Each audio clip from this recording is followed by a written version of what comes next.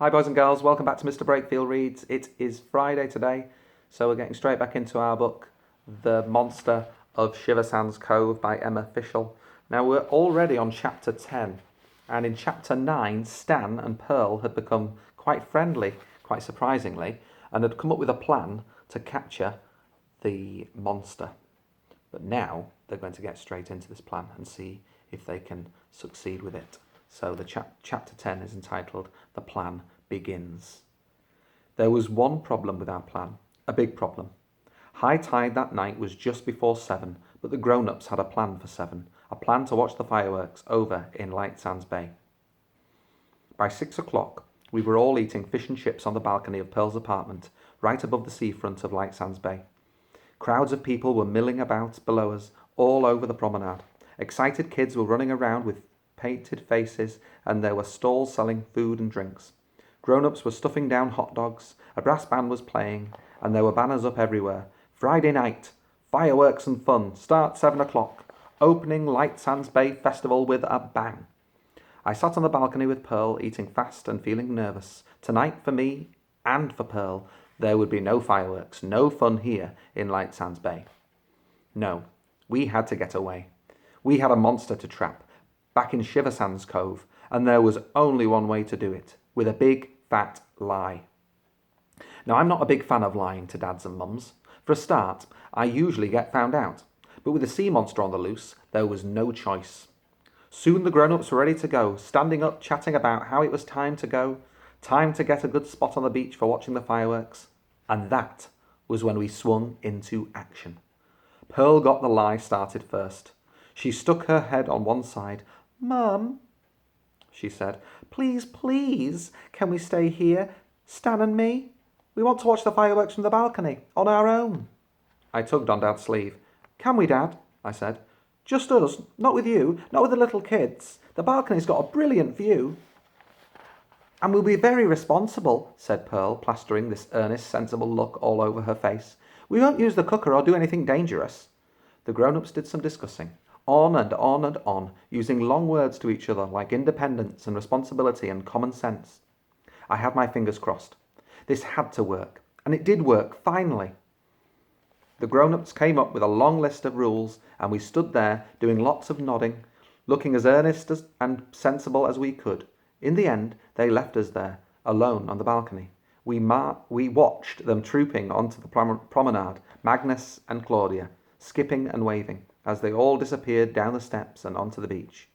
Then off we shot, out of Pearl's apartment and down the stairs. We dodged through the crowds and headed for a cliff path. Headed back towards Shiversands Cove. Shiversands Cove was dark and silent. There were big shadows all around us. And there they are, heading towards Shiversands Cove. The sun was sinking low and the sea was stretching away, darker and darker and darker. Out there, Tide Island was a big dark shadow looming out of the water. Quaking, we got our equipment and scurried across the bridge, looking left, looking right, looking for that long neck, that swishing tail, those goggly eyes. But there was no sign of it. We could hear faint noises coming from Lightsands Bay, the sounds of music and laughter. But here, there was only silence and the sounds of the sea. We scrambled off the bridge and onto Tide Island, then headed for the creek. We baited the water and stood there, waiting, me clutching the lasso, Pearl clutching the netting. I gulped. I couldn't help it. What had seemed like a good plan in daylight did not seem such a good plan right now.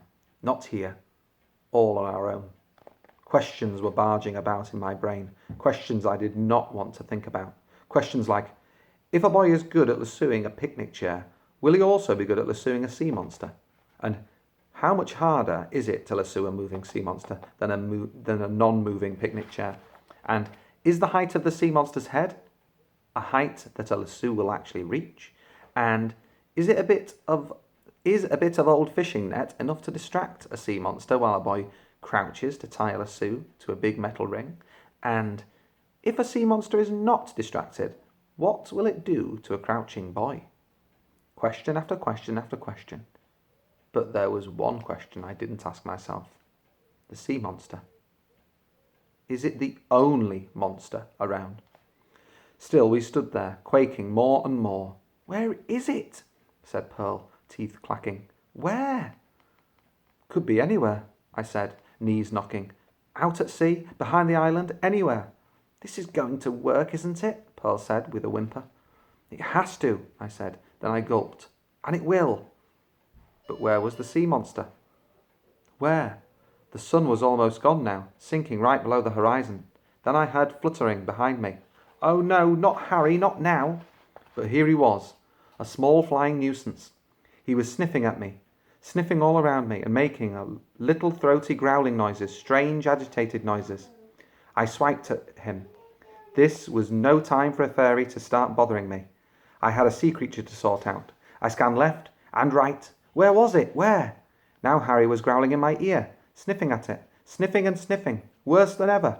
I swiped him away with the back of my hand, and then, far out at sea, I saw something. There, I said, peering through the darkness. Is that it? That big shape far away? It was hard to tell. There wasn't enough light to be sure. But just then, the moon began to rise, slowly, slowly, up in the sky, a huge moon, a bright moon, a full moon. And that was when I heard howling coming from right behind me. My goodness, what is it going to be? Well, now we're up to chapter 11, and we'll read on Sunday. Okay, in the meantime, happy reading, and I'll see you then. Bye, boys and girls, and hello, Noah.